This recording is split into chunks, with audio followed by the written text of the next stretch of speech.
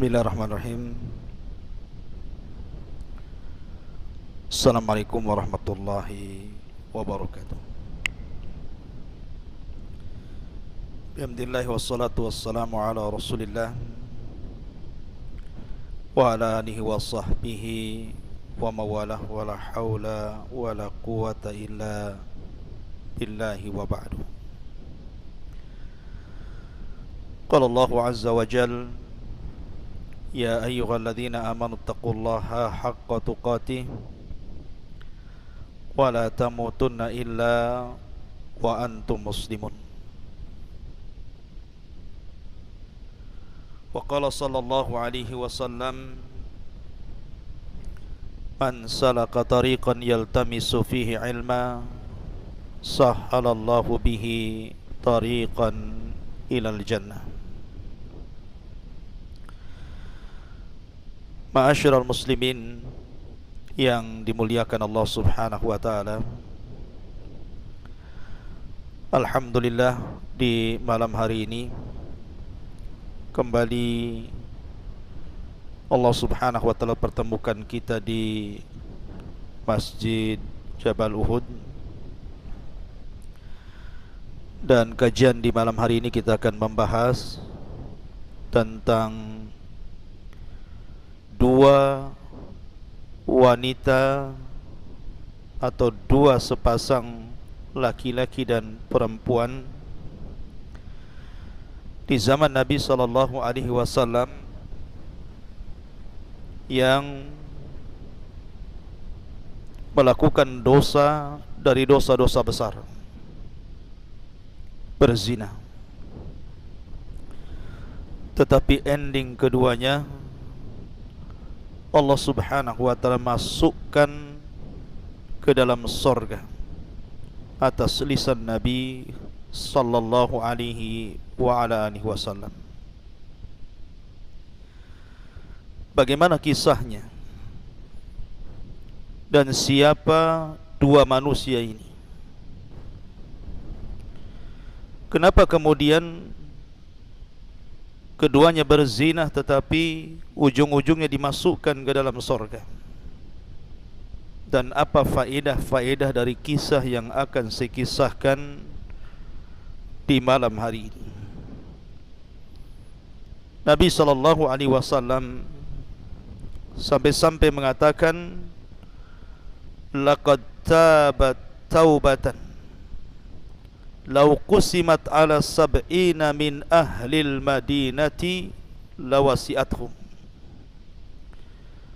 Sungguh wanita pezina itu telah melakukan tobat. Kalau seandainya tobatnya dibagikan kepada 70 dari penduduk kota Madinah, itu sudah mencukupkan mereka.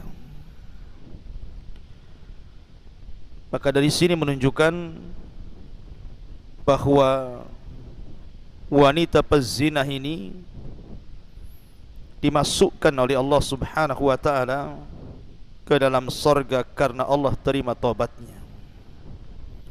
Begitu juga kisah laki-laki pezina mengalami hal yang sama, oleh Nabi sallallahu alaihi wasallam mendapatkan jaminan masuk ke dalam surga karena taubatnya telah diterima. Yang pertama, kisah wanita Al-Ghamidiyah. Munculnya wanita Ghamidiyah ini berdasarkan riwayat yang dicantumkan di dalam beberapa pengeluar hadis seperti Ibnu Abi Syaibah. Walaupun Imam Malik dalam kitab Muwatta'nya hanya menyebutkan ja'at imra'atun, tetapi ulama apabila berkisah tentang wanita pezina yang masuk surga ini, mereka menyebutnya dengan qissatu taubatil ghamidiyati minaz zina. Kisah tobatnya wanita Ghamidiyah karena melakukan perzinahan. Ma'asyiral muslimin yang dimuliakan Allah Subhanahu wa taala, wanita Ghamidiyah ini satu di antara sekian sahabat-sahabat yang hidup di zaman Nabi sallallahu alaihi wasallam, dan dia sudah pernah menikah dengan seorang sahabat Nabi dan tinggal di kota Madinah. Dan Allah Subhanahu wa taala takdirkan wanita Ghamidiyah ini terjerumus kepada dosa besar, mengikuti hawa nafsunya, perbuatan keji perzinahan. Kemudian dia pun menyesal dan ingin bertobat kepada Allah Subhanahu wa taala.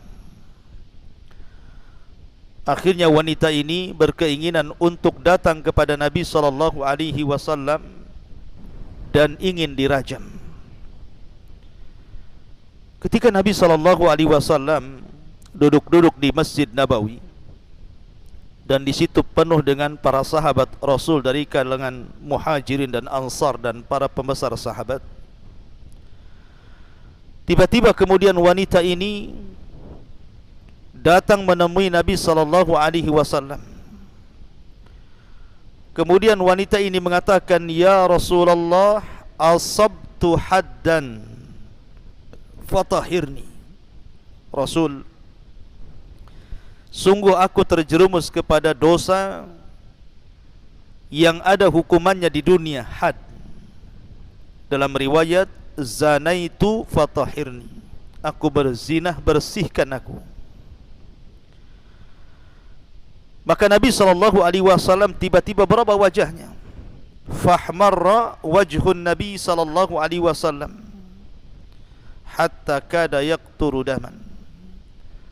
Sampai-sampai Nabi SAW memerah wajahnya, seolah-olah darah Nabi SAW memenuhi wajahnya. Dan Rasul SAW berusaha untuk memalingkan wajahnya ke sebelah kanan. Artinya seolah-olah Rasul tidak mau dengar, tidak mau mendengar pengakuan wanita ini. Kemudian Nabi SAW menyuruh wanita ini untuk pulang, seolah-olah tidak terjadi apapun. Artinya bahwa kalaulah seandainya wanita ini tidak mengaku kalau dia berzinah, itu lebih baik. Bertobatlah kepada Allah Subhanahu wa ta'ala dalam kesendiriannya. Jangan pula datang minta dihukum.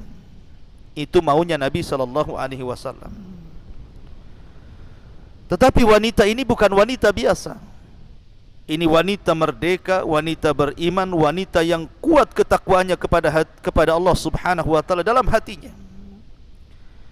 Sehingga wanita ini terus mengulang-ulang dan mengatakan, "Ya Rasulullah, asabtu haddan fatahirni, zanaitu fatahirni." Aku sudah berzinah Rasul, bersihkan aku. Maka akhirnya Nabi SAW memerintahkan wanita ini untuk pulang, tapi tidak mau pulang. Ketika Nabi SAW mengetahui wanita ini tidak pulang, apalagi wanita ini bersumpah dan mengatakan, "Fa wallahi inni la hubla ya Rasulullah." Rasul, aku telah hamil karena perzinahan ini. Ketika mendengar wanita ini hamil, maka ada alasan Nabi SAW untuk menyuruh wanita ini pulang dan mengatakan, "Fadhhabi hatta talidi." Sebaiknya kau pulang sampai kau melahirkan putramu ini. Sebenarnya wanita ini kalau tidak balik lagi menghadap Nabi SAW setelah melahirkan bayinya, kemudian bertobat, itu sudah cukup dan tidak mungkin dicari Nabi dan juga para sahabat. Tapi sekali lagi wanita ini kuat imannya.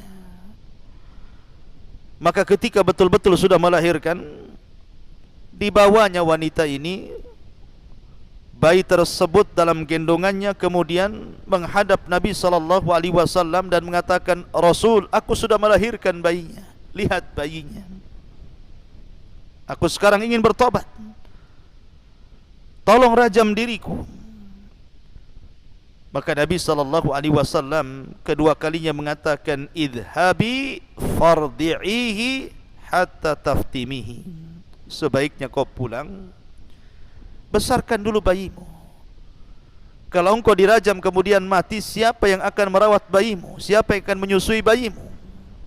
Sebaiknya kau pulang, susui dulu bayimu selama 2 tahun sempurna, baru kau balik lagi. Rasul memberikan kesempatan kedua untuk bertobat wanita ini tanpa harus dirajam. Lihat bagaimana indahnya Islam. Jadi hukum hudud itu tidak lantas kemudian orang minta dihukum hudud langsung dirajam, tetapi diberikan kesempatan untuk bertobat kepada Allah Azza wa Jalla, supaya jangan sampai terkena had. Tetapi wanita ini memang kuat imannya. Ketika sudah selesai menyusui 2 tahun sempurna dan bayinya sudah bisa makan roti, maka dia pun kemudian datang kepada Nabi SAW dengan anaknya, wa fi yadihi kisratun min khubzin. Sementara anak itu sudah memegang roti, artinya sudah makan. Kemudian wanita ini mengatakan, "Hadza ya Nabi Allah, qad fatamtuhu wa qad akalat ta'am." Rasul, lihat bayi ini. Bayi ini sudah kususui, bahkan sudah bisa makan. Artinya aku sudah bisa kau rajam untuk membersihkan dosa-dosaku. Maka Nabi SAW kemudian mengambil bayi tersebut. Kemudian Nabi SAW berkhutbah di hadapan para sahabatnya, siapa yang mengkafil bayi ini, maka ku jadikan temanku di sorga. Kemudian setelah itu Rasul memerintahkan untuk melobangi tanah sampai dada wanita tersebut. Kemudian wanita tersebut dipendam sampai dadanya. Kemudian Rasul memerintahkan manusia untuk merajamnya.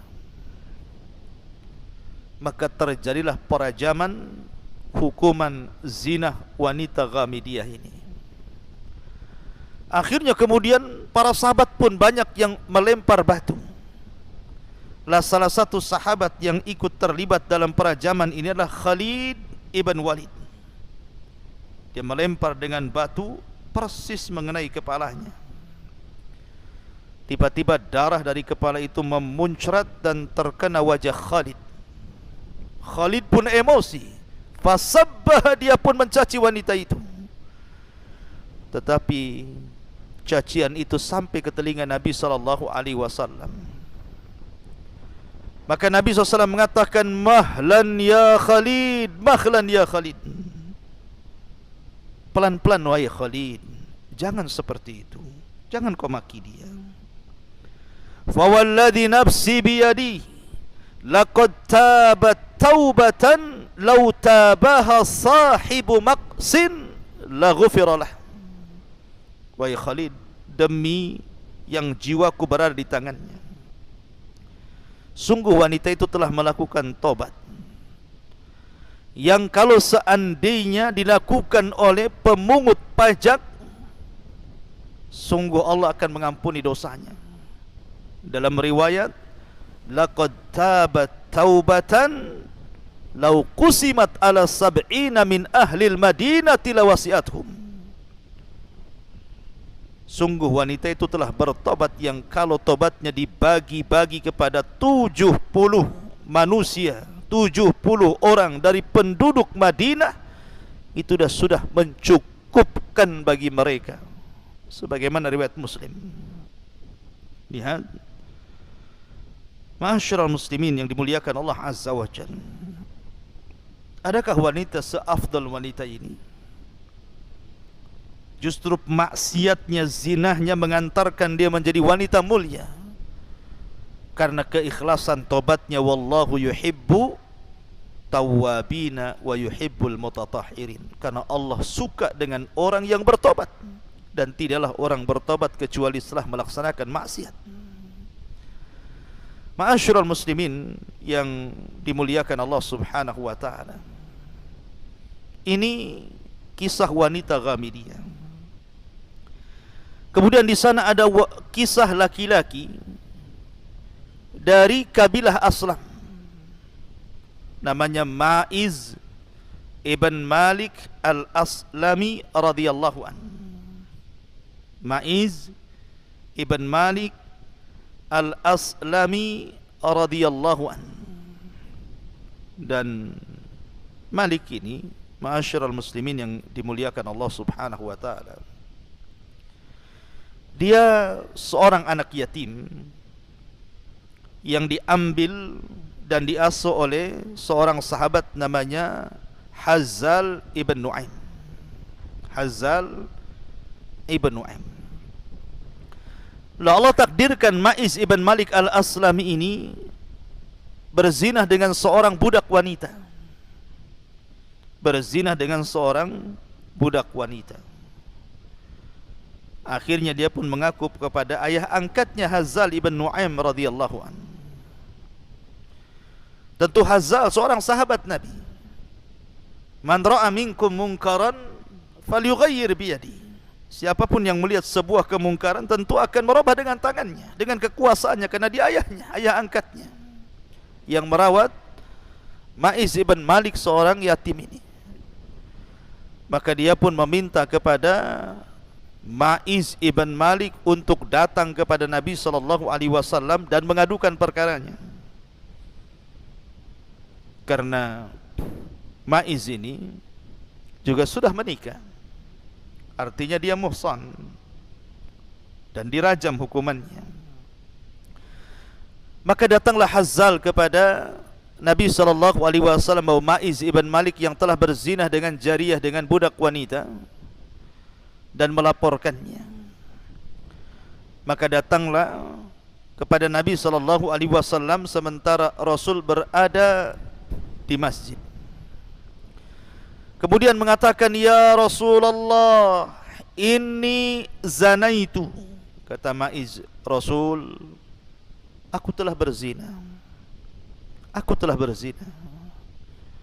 Fa'arada anhu Nabi SAW. Tapi Rasul tidak mau melihat Ma'iz, seolah-olah tidak usah ngaku.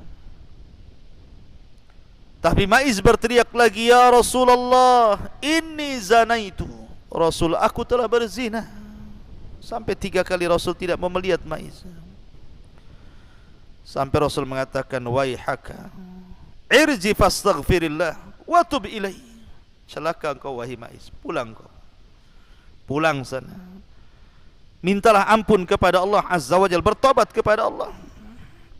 Artinya Rasul tidak mau menerapkan hukum hudud di sini, memberikan kesempatan kepada Ma'iz sama dengan wanita Ghamidiyah untuk bertobat, tidak usah ngaku.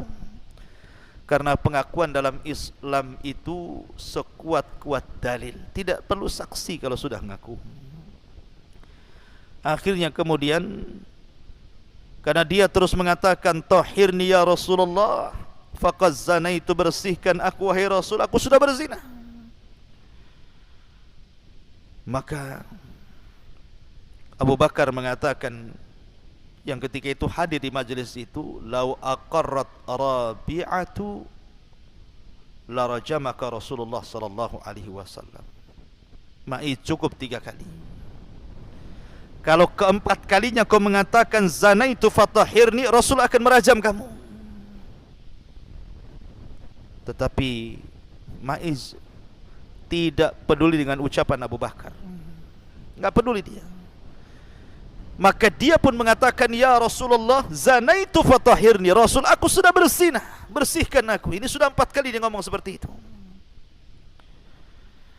Maka Nabi SAW mencari alasan, la'allaka qabbalta aw ghamazta aw nadarta.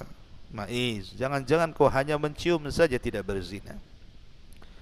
Jangan-jangan kau hanya melirik dan memandang saja wanita itu, wahai Ma'iz, kau tidak berzina. Kata Ma'iz, la, tidak Rasul, aku berzina. Maka kata Nabi SAW, sudah ginilah, pulanglah kamu dulu, pulang, nanti putusannya akan sampai kepadamu. Pulanglah kemudian Ma'iz. Maka Nabi SAW merintahkan sahabat untuk mengecek kesehatan Ma'iz ini. Lihat, Islam tidak langsung merajam seseorang, Jangan-jangan Maiz ini sudah gila, sudah stres, atau dia sedang minum arak mabok. Maka Maiz pun pulang.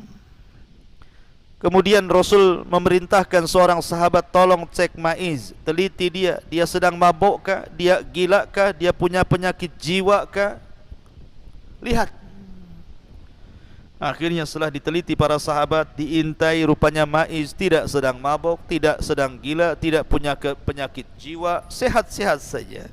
Memang dia datang kepada Rasul ingin membersihkan jiwanya, ingin bertobat kepada Allah Azza wa Jalla.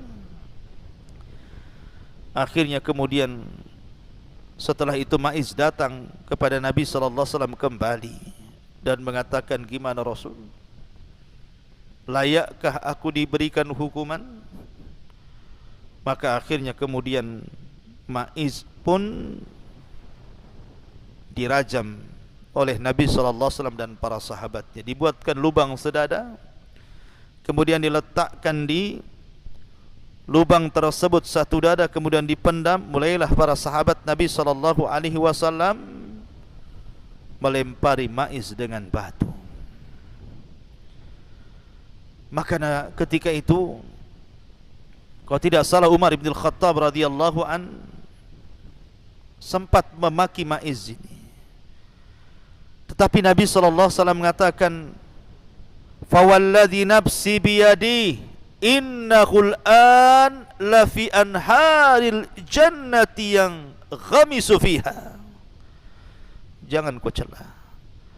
Sekarang demi zat yang jiwaku berada di tangannya, sungguh Maiz berada di sungai sorga dan sedang berenang di dalamnya.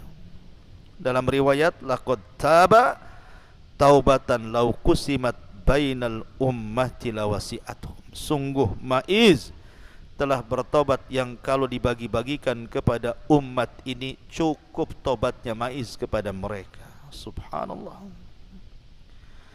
Ma'asyiral muslimin yang dimuliakan Allah Azza wa Jalla, ini tentu baik wanita Ghamidiyah ataupun Maiz ibn Malik al-Aslami ini. Kenapa Allah Subhanahu wa taala masukkan keduanya ke dalam surga? Karena keikhlasan tobatnya. Ikhlas itu mendorong orang untuk masuk surga. Jangan lagi sampai dirajam. Ingat kisah seorang wanita pezina di zaman Bani Israel yang memberi air kepada anjing yang sedang kehausan. Karena keikhlasannya Allah masukkan dia ke dalam surga. Begitulah Islam mengajarkan kepada kita agar seseorang itu tidak putus asa dari rahmat Allah Azza wa Jalla. Maka dari kisah ini banyak pelajaran yang kita akan petik. Yang pertama, sebesar apapun dosa seorang hamba,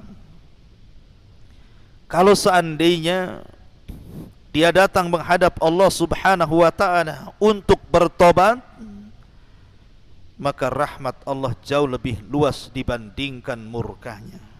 Allah pasti akan mengampuni hamba tersebut. Ya ibna Adam, lau ataitani bi qurabil ardi khataya thumma lakitani la tusyrik bi syai'an la ataituka bi qurabiha maghfiratan. Wahai anak Adam, kalau engkau membawa dosa seberat bumi, asal kau datang bertobat dan tidak menyekutukan aku, ku datang dengan seberat bumi ampunan. Qul ya ibadiyalladzina asrafu ala anfusihim la taqnatu min rahmatillah innallaha yaghfiru dzunuba jami'a innahu huwal ghafurur rahim. Katakan, wahai hamba-hambaku, wahai hamba-hambaku yang mereka melampaui diri-diri mereka, terjerumus kepada dosa dan maksiat, jangan putus asa dari rahmat Allah. Karena Allah itu mengampuni semua dosa. Karena dia zat yang maha pengampun lagi maha kasih sayang kepada hamba-hambanya. Yang kedua, bahwa iman seseorang itu yazid wa yanqus. Yazidu bit ta'ah wa yanqusu bil maksiyah. Iman seseorang itu kadang bertambah, kadang berkurang. Kapan bertambah? Ketika dia melaksanakan ketaatan. Kapan berkurang? Ketika dia melakukan kemaksiatan. Ya, karena Rasul mengatakan la yazni zani hina yazni wa huwa mu'min. Tidaklah seorang pezina ketika berzina, sedangkan ketika berzina maka dia seorang mukmin. Tidaklah seorang pezina tatkala dia berzina dia seorang mukmin, kata Rasul. Kata Imam Nawawi rahimahullahu taala, maknanya artinya la yaf'alu hadhil ma'asi wa huwa kamilul iman. Orang yang melakukan maksiat seperti ini ketika dia bermaksiat sehakikatnya tidak sempurna imannya, artinya dia sedang kurang imannya. Kemudian yang ketiga, kamalu ilmillah wa hikmatihi wa rahmatihi bi ibadihi fi syar'il hudud. Kesempurnaan pengetahuan Allah, kesempurnaan hikmah dan rahmat Allah kepada hamba-hambanya ketika Allah mensyariatkan syariat hudud. Hudud ini sebuah hukuman dari Allah, dan itu seadil-adilnya hukuman. Bukan Rasul yang membuat hukuman hudud, bukan para sahabat, bukan. Hukum hudud ini datang dari Allah subhanahu wa ta'ala, dan tidaklah Allah subhanahu wa ta'ala membuat sebuah hukum kecuali ada hikmah dan kebaikan di dalamnya. Dan ini keadilan dari Allah subhanahu wa ta'ala demi menjaga supaya terjaganya nasab, karena Islam itu menjaga nasab. Kemudian juga di sini ada tahdzir,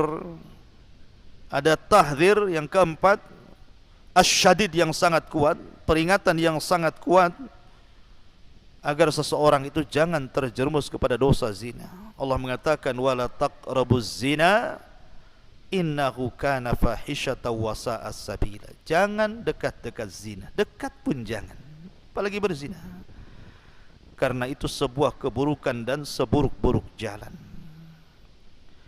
Kemudian juga yang kelima di sini ada tahdzir dari fitnah wanita. Karena Rasul mengatakan, "Ma taraktu ba'di fitnatan hiya adharru 'alal rijali minan nisa." Tidaklah aku tinggalkan setelahku fitnah yang jauh lebih bahaya bagi laki-laki dibandingkan fitnah wanita. Karena hancurnya Bani Israel, kenapa? Karena wanita. Kenapa Nabi Musa alaihi salatu wasalam dan Bani Israel sampai diazab oleh Allah di negeri linglung selama 40 tahun, mereka tidak bisa keluar dari situ? Ada yang mengatakan salah satu penyebabnya, walaupun banyak versi, karena kisah Bal'am ibn Ba'urah.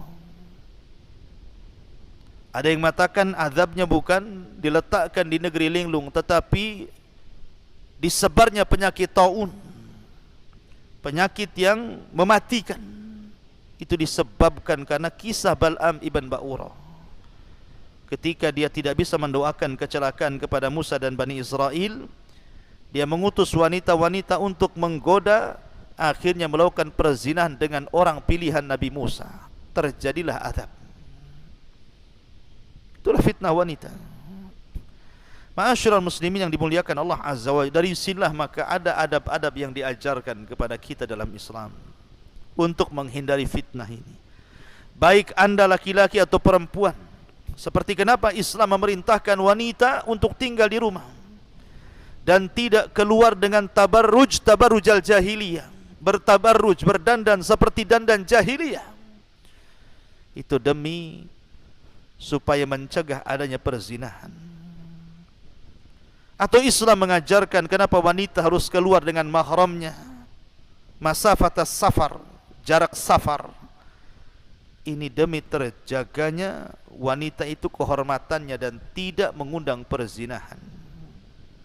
Atau kenapa Islam sampai memerintahkan wanita untuk berhijab?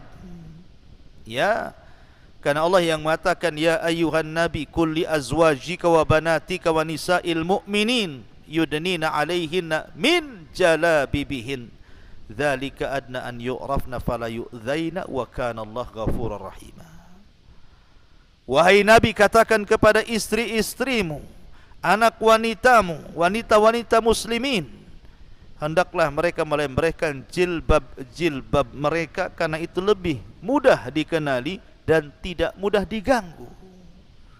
Tidak mudah diganggu, tidak mudah mengundang syahwat perzinahan. dan Allah Maha Pengampun lagi Maha Penyayang. Atau kenapa Islam melarang seorang wanita keluar, tidak boleh menggunakan wewangian? Karena Rasul mengatakan, ayyumam ra'atin ista'tarat famarrat biqaumin liyajidu rihaha fahiya zaniyah. Siapapun wanitanya keluar berwangi-wangi, kecium kaum, maka Rasul mengatakan wanita itu sama dengan wanita pezina, naudzubillah. Atau secara umum Allah memerintahkan baik perempuan laki-laki untuk menundukkan pandangan. Kullil mu'minin yaghuddu min absarihim wa yahfadhu furujahum dzalika azka lahum innallaha khabirum bima yasnaun. Qul wa kullil mu'minati yaghdudna min absarihin wa yahfadna furujahun. Katakan ya Muhammad kepada laki-laki yang beriman agar mereka menundukkan pandangan-pandangan mereka dan menjaga kemaluan mereka, itu lebih suci bagi mereka. Dan Allah Maha mengetahui apa yang mereka lakukan. Dan katakan pula kepada wanita-wanita mukminah agar mereka menundukkan pandangan dan menjaga kemaluan mereka. Lihat bagaimana Islam menutup jalan menuju perzinahan sampai kepada ghaddul basar. Begitu juga laki-laki. Kita tahu laki-laki itu wanita dan laki-laki itu dikatakan syaqaiqur rijal. Jadi wanita itu syaqaiq ar-rijal. Bukan hanya wanita yang diperingatkan dan diberikan adab-adab syar'i agar terhindar dari perzinahan, laki-laki juga sama. Tidak boleh seorang laki-laki juga masuk ke sembarang rumah. Anda bertamu tidak ada suaminya, dilarang masuk. Bahkan memasukkan wanita ajnabi ke dalam rumahnya pun tidak boleh, kecuali karena sebuah hajat yang mendesak atau karena ada mahramnya. Tidak boleh berkhalwah, berdua-duaan, termasuk juga musafaha, bersalaman dengan wanita yang bukan mahramnya, dan begitu seterusnya. Artinya bahwa sedemikian tingginya Islam sehingga Allah Subhanahu wa taala membahasakan jangan dekat-dekat zina, apapun wasilah menuju perzinahan tutup serapat-rapatnya. Ma'asyiral muslimin yang dimuliakan Allah Subhanahu wa taala, inilah faedah dari kisah seorang wanita Ghamidiyah yang berzina dan seorang laki-laki Ma'iz ibn Malik al-Aslami radhiyallahu anhu wa radhiyallahu anha. Subhanakallahumma wa bihamdika asyhadu an la ilaha illa anta astaghfiruka wa atubu ilaik. Allahu ta'ala alam. Assalamualaikum warahmatullahi wabarakatuh.